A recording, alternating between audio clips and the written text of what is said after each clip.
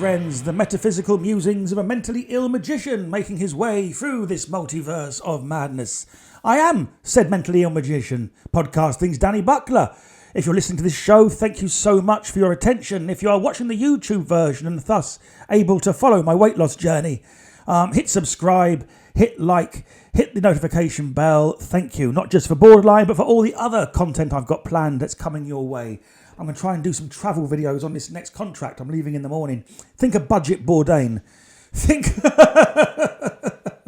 Anthony Bourdain, but with his phone, and that's it. But yeah, I'm going to try and do some little videos and put them up on the channel along with the usual sort of metaphysical and non-dual musings. And I'm just sitting here right now enjoying, speaking of non-duality and spirituality and all things slightly hippie, I'm sitting here enjoying the beautiful scent of the incense that you can only get at the Chakra Rooms, Ramsbottom. Oh, it's a lovely smell. I'm telling you. Pounds, shilling and pence. They stock the best scents. This really is the one. In fact, I might bin off this recording, just sit here and sniff that. But I won't. Got to put in the work, haven't you? Got to make yourself do it even when you're not feeling it. I'm not feeling it. Got to be up in the morning. But I'm going to push through anyway and create this episode for you, the people. Cheers. Because today we're talking about Obi-Wan Kenobi, the television series, the Star Wars series that just dropped on the Disney Plus. 4 episodes in at the time of recording, and I've seen all of them. There'll be very mild spoilers in this. If you've not seen it yet and you're holding fire, then you maybe pause this episode and come back when you have. Mild spoilers, no plot twists or nothing, just character stuff and some things that I've observed in watching it. I've been excited for this series since it was announced. And it seems like it was announced 500 years ago. It's been a long time coming, this one. It was one of the first series announced and the last ones to appear. Obviously, COVID didn't help that, but a TV series, an episodic series, telling me what happened to Obi-Wan Kenobi between The Revenge of the Sith and A New Hope is exactly what I fancied. You know what I mean? That spoke to me more than the others. Now, obviously, when it comes to Star Wars television, the defining jewel in the crown is The Mandalorian. Because it so gets it right, The Mandalorian. I mean, that is just perfection on earth. I'm very keen. I've got to be a bit wary of... I don't want to critique the Star Wars too much for the simple reason that one day I want to be in it. Simple as that. Not giving up, mate. Not giving up on the career just yet. It might seem... I love the career I've got, but not giving up. I still... good things could still happen, but not if I slag off the product on here. Can you imagine?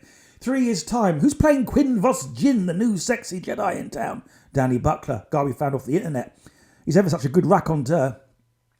I've listened to his podcast, Borderline. It's amazing. Oh, think I'll choose an archive episode. Oh, episode 18. He talked about Obi-Wan. What's he got to say about that?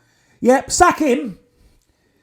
Sack him. That's been on the internet just cussing us out. Sack him. No, mate. Nothing of that for him. I love the Star Wars completely. And... fully intent to sell out at the first opportunity. But The Mandalorian sets to me sets the mould. That's as good as it gets. The Book of Boba Fett, very close second. Now this is the weird one where I can, when something's good and something's not as good, but you can when you're right being objective. One of my many superpowers is that I can tell when something's good and something isn't, but I might like the thing that isn't more because I just do. But I also acknowledge the fact that it's not as good. Does that make sense? So, for example, the first series of Blackadder is no way the best series of Blackadder, but for some reason it's my favourite because I just like the way it was filmed and the time it was filmed, and I find it an entertaining thing. But I also know that Blackadder 2 is the best series of Blackadder, and Blackadder goes fourth, a close second. Then it's Blackadder the third, and Blackadder is not the best series, but it's my favourite. So, same with this. I know that The Mandalorian is a better show than Boba Fett, but I like Boba Fett more because I just like Boba Fett. There you go. And I like Tamura Morrison in that role. But I was really excited for a bit of Obi-Wan because Obi-Wan has got what The Mandalorian and Boba Fett don't have, which is Jedis, or specifically one Jedi. And I was hoping for more, but Obi-Wan Kenobi, the most powerful of all the Jedi. There's a name I haven't heard in a long time. Now, I can do a much better Alec Guinness than that. I should have warmed up. If you strike me down, you become more powerful than you can possibly imagine. These aren't the droids you're looking for. It's weird. I'm recording this. I've got a webcam set up on like a tripod. I want to try and get a photograph of it because it does look like I'm doing this to a Star Wars droid. But yes, Obi-Wan the series. What's he been up to? Where's he been? Now, there's stuff about this show I absolutely love and a few niggly things. I'm not going to give any spoilers here. Well, minor, very minor spoilers. I mean... But nothing that you won't have already had spoiled for you if you've seen a trailer, you know what I mean? Like, I'm pretty sure you know the show is about Obi-Wan Kenobi. And, you know, and you've got to have been, first one coming up, you've got to have been living in the sand dunes of Tatooine. Going with the Boba Fett pronunciation there. Tatooine. You've got to be living on the sand desert of Tatooine to not know that Darth Vader's going to be popping up at some point. Played by Hayden Christensen for the first time since the prequel trilogy. So we'll have a little dig around that in a minute. But I love it. I'm excited for it because, you know, Star Wars is a thing. I mean, Batman's the thing, but Star Wars has been a fairly major thing for me over the years. There was always this weird thing growing up. You were either a Star Trek or a Star Wars person, which I never quite got because I was always a bit of both. But Star Wars just egged out Star Trek. And the reason was... magic, space wizards, the Jedi Knights. I was just drawn to that idea so much. The idea that there was this race of warrior monks with swords made out of lasers that followed this code that gave them mastery of the living force. It flows through us, it binds us together. This wonderful network that made more sense to me than what I was learning at school. You know, not to get too sort of controversial, but the Bible weren't cutting it. I'd rather believe in the Force than the angry old man in the sky. And it made more sense to me. And I'm quite the student of Oriental mysticism. I don't know if I've mentioned it on this podcast. But I'm drawn to those ideas. I'm drawn to Zen. I'm drawn to the Tao. I'm drawn very much to the Tao. I'm drawn to non-duality, Advaita Vedanta, Kashmir Shaivism. I may be pronouncing that wrong, but I'm sure I'm not. The teaching, these teachings are drawn to me, and I knew a wizard. I had a Jedi in my life, a real life one. I'm going to do a show about. I'll tell you more about him, but yeah, and he was a Tai Chi Taoist master, and for all intents and purposes, he followed the flow of the Force, wherever it led him, and it did lead him to some strange and bizarre places. Epic of a life. And I was his pod one. 26 years of it, man. What a time. What a time. I saw him do miracles. I saw him do the Force trick once. I'm talking about a guy called Stephen Russell who wrote books under the name of The Barefoot Doctor. One of my closest friends for 26 years. From the day I met him to the day he died, I think it was maybe 3 days in between us speaking was the longest it went. You know, and we were at a club. We did this club night called the Geisha Palace, which was a beautiful night. And he'd have the whole thing set up like Kill Bill because it was styled after sort of Taoism. It was like so it was made to look like an Oriental set. Beautiful looking though. No cultural appropriation, just cool. In Notting Hill, and people would come. And it was a club night. So the first hour or so of the night, when it was quiet, he would offer... he was a healer. And he would offer healings. Now, by healings, I don't mean putting his hands on your head and pretending you were better. I mean, he would deep massage, Thai massage and different things he would do. Like, it was a fun thing. You got something out of it. He made you more relaxed. And we also had a guy there doing acupuncture and stuff like this. And there was a fortune teller. You'd go into her tent and have your tarot cards read. And I was there doing close-up magic at the time. I do magic for people around and about the place. We were all like characters in a story. And then when that hour was up, it turned into a proper club night. He'd get on the microphone and he'd talk over beats. And he had this ability to do that. He could talk over music and get people into a really good trance. It was sort of like the psytrance type thing with his words. And he used to craft these evenings. They were brilliant and they were always ram. This was at the peak of his powers. Anyway, so we're doing this night and a lady turns up with her friends and she's late for the first part. The first part of the night's done. Clearly advertised, it's done by 8. And then it's a club night. We're now at 9:30. So we've all had I don't drink, but they've all had a drink. He was launching his health drink. That's what it was. He came up with his health drink. That I've got to be honest, it tasted like it was called Barefoot Doctor's Chi Juice or something. He was a master of the branding, and I've got to be honest with you, it tasted like Purdy's after it's been through a camel's bladder. It was rank, and so we've all got bottles of this drink, and we're trying to choke it down. He's mixing it with like gin. Oh, it's a great mixer, and he's putting like a drop, like a teaspoonful in with his like a pint of gin, kind of. Pardon me, nicely timed belch. Try and cover the taste, but even he knew it was a hard thing to get down. It didn't last. I think there was only one batch ever made, but it was fun. This lady turns up. Now she's late. She's late for what she wants. She wants to be, and she's a bit mad. She's not buying into the fun of the event. She needs to be heel, man, because there's like demons chasing her, and she's come here because she's heard he's a powerful light worker, and there's demons. But now he's half cut, and the night's on, and he's trying to get the DJ set lined up. So very kindly, he says to her, look, I'm sorry, you're a bit late for the healing, but, we're doing another one of these next week. Come back, and then we'll do it before, at the appropriate time. Or, no, I want it now. I want it now. You jump to my tune. I want it now. Well, I would love to do it, but we're running a night, and blah, blah, blah. I want it now. Like, really nasty she got, like... And she turned really nasty. She was effing and jeffing and shouting at the bar and screaming. And her mates are going, oh, come on, don't embarrass yourself. But no, she's not having it. Right in his face. And it looked like she was going to get violent. I mean, it looked like she was going to try and scratch him or hit him, And he literally did the Jedi mind trick. I never forget, his hand went up. And what I later found out was the shungi kind of... when you do shungi, it's how you're supposed to keep your hands, or bagua. It was the bagua palm. But anyway, he held it up his hand. The most peaceful look on his face. And all the tension dropped out of her features. It was weird, and her shoulders dropped. And she just went, oh, I'm so sorry, I've lost my temper like that, and I'll come back next week. And he sort of smiled and nodded, and she turned, and off she walked out the door. And I'm like watching this. Jesus Christ, this is like the real Jedi shit. Teach me, old man. Teach me your secrets of the chi. And he did. Do you believe that story? I'm telling you it's true. It happened. My own eyes saw it.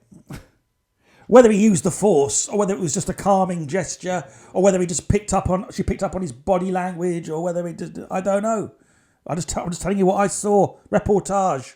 I'm not saying how it happened. I'm just saying it happened. Could be a completely rational reason for it. Could just be coincidence. She might just have calmed down. I don't know.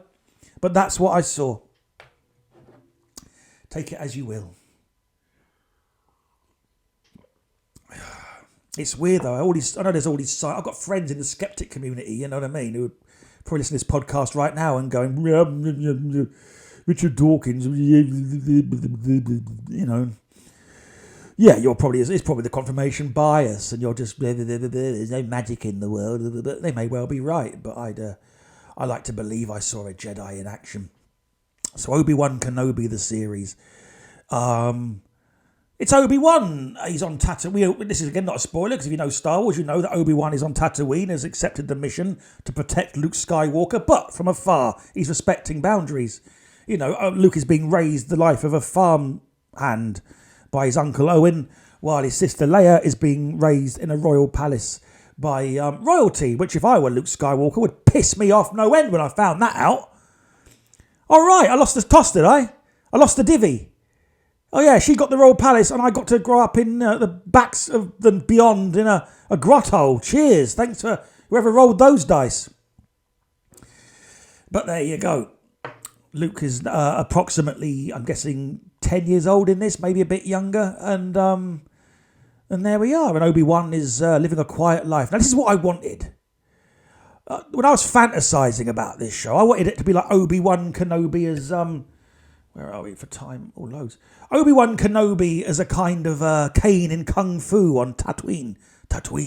I wanted him sort of wandering around, like keeping lowly, and but don't push the Jedi too far, because boom, he'd spring a move. But no, I wanted Alec Guinness in A New Hope. I wanted that scene in the bar. This little one's no trouble.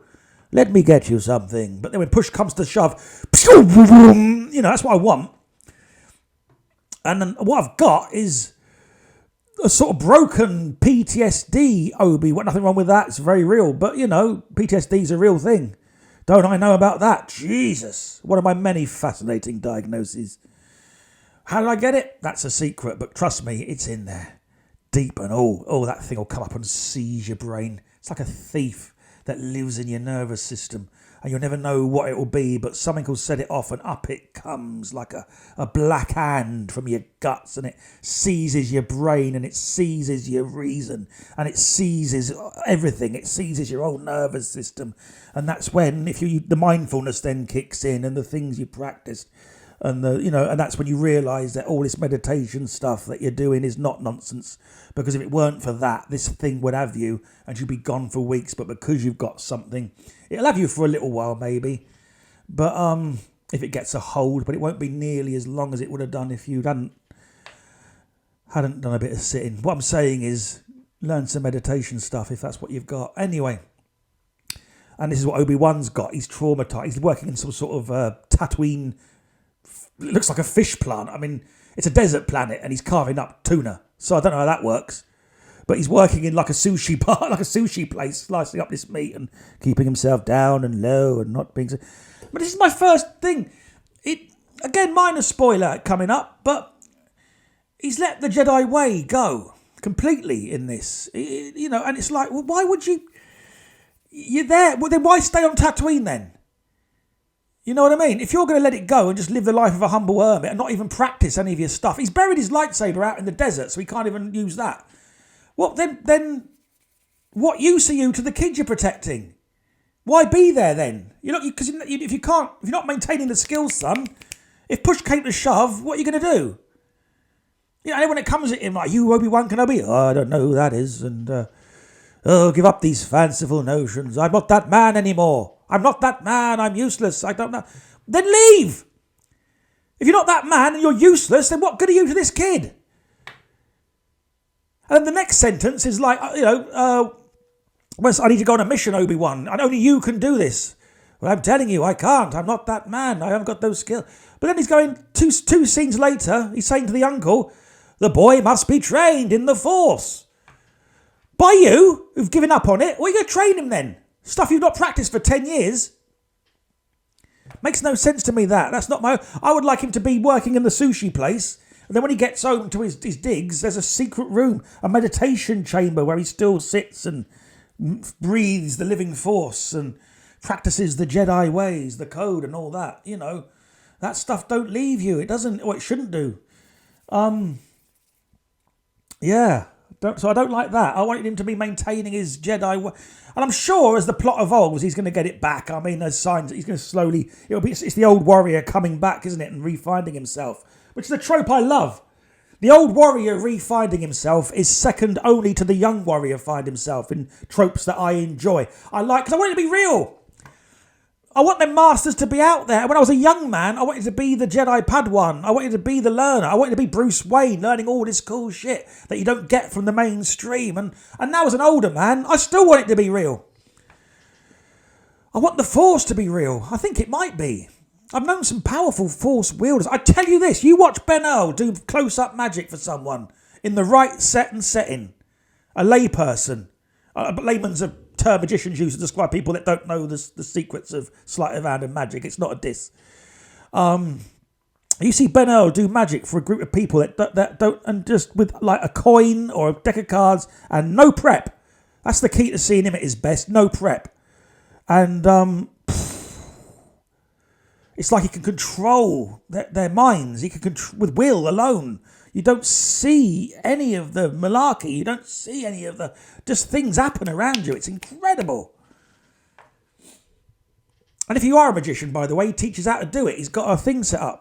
The family. I'm sure if you're a magician, you already know about that. But he's a powerful Force wielder. That to me is like the real Force. And when you see a great comedian, they've got the crowd's attention and they're steering the crowd through an experience like... Sean Walsh is a great example of that. He's created a world and he guides them through it. And when it's good, that's the Force. But I also want the Force where you move stuff with your mind to be real. Do you know what I mean? Let's not pretend otherwise. I want to make things float. I live in a fantasy world. I know I do. And that's why I'm not successful, because too much fantasy, not enough reality. You know. There you go. Couldn't help it. You're born where you're born. But that trope of the old warrior coming back, that's the way they're going. But it don't quite work with this because he's not lost his mission. His mission's still there. He's still doing his mission. He's just not doing it properly. And he's buried his lightsaber out in the desert. So again, right there, what happens if something happens with this kid? Stormtroopers turn up looking for the kid. Well, I'm going to defend him. That's the mission that I've chosen. Now, if you could just wait 3 hours while I go and find my lightsaber. I buried it somewhere out there on the sands of Tatooine. Let me get out there, and I've got a horse for a speedy way of getting out there. I'm going to ride out on this weird Star Wars horse. That isn't a horse, like a Loch Ness Monster thing. Blah, blah, blah, blah. Out we go, travelling in single file to protect our numbers, even though there's only one of us. I'm sure I left it here somewhere, and I'm sure those stormtroopers are waiting for me to come back. Oh, here it is. Still works. Right, let's get back. No! You keep it handy. You have it to hand, you know? Even if he'd let that shit go, he'd still have his lightsaber to hand anyway. This is the writing of the show. And the other thing that's interesting to me, so Darth Vader's in it. Now, Hayden Christensen is playing Darth Vader, and I'm not sure why. I mean, I am sure why, because he played Anakin Skywalker, but he's in the suit, could be anybody. So I'm assuming we're going to get either a flashback or moments with the helmet off or something to justify his presence. But as of now, he's appeared in 2 episodes. Now, they have got this right. This Vader in this is as terrifying as he was in them last 3 minutes of Rogue One. He's scary, which is what he should be. Proper scary. There's something about that helmet design. Forgive me, my nose is itching from this incense. I had this idea, I'll burn this incense, create a little smoke, a little ambience here in the studio, a little scent. And now I'm choking on the stuff. But I didn't think this through at all. So Vader in this is furious. And he's... That helmet design is quite weird in that it can look terrifying. But there's moments in Return of the Jedi when he's starting to come back to the light side of the Force. I'm sure it's just a trick of cinematography. The helmet don't change, but just the angle of the head and the droop of the shoulders, and that helmet becomes a sad face. It can be terrifying, but it can also be a sad... It's odd. What? Have a look. See, you'll see what I mean. In Return of the Jedi, when he's coming back to the light side of the Force, that helmet kind of conveys more. It's a very interesting design. But in this, it's pure terror. I mean, there's the scenes where he comes through that village. Jesus, using the Force like a right bastard. Like literally picking things up and just throwing them. And he's angry. This is new Vader. He's been in that suit for 10 years and he's pissed off about it. And this is another thing that's slightly... I'm not sure how I feel about this. I'm sure this will be explained in the course of it. But the main villain in the show is Reva, I think is her name. Let me just double check that, because I want to get my facts right here. I've only watched it last night, so bear with us. I will cut this bit out of me looking at my phone. Or will I leave it in for authenticity? If you've stuck it with it this far, trust me, I might leave it in. I've lost most of you by this point already, I'm sure. If my YouTube stats are... Reva is the name of the villain, yes. So Reva is an Inquisitor. She's a Jedi hunter. And Vader has dispatched her to find Obi-Wan Kenobi, which she does. And there's a scene where she is the... Because the universe doesn't know that Anakin Skywalker is still alive and that he is Darth Vader now. That's a secret. And this is when Obi-Wan finds... Spoilers! He finds out because Reva shouts at him, "You can't hide from him, Obi-Wan! Anakin Skywalker is alive and he's Darth Vader and he's coming for you!"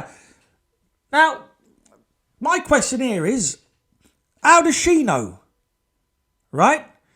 So presumably he's told her. The only way she can know that is if he's sat her down and told... Either he or Emperor Palpatine has sat her down and told her. And she don't work for Palpatine, she works for Vader. So it's him.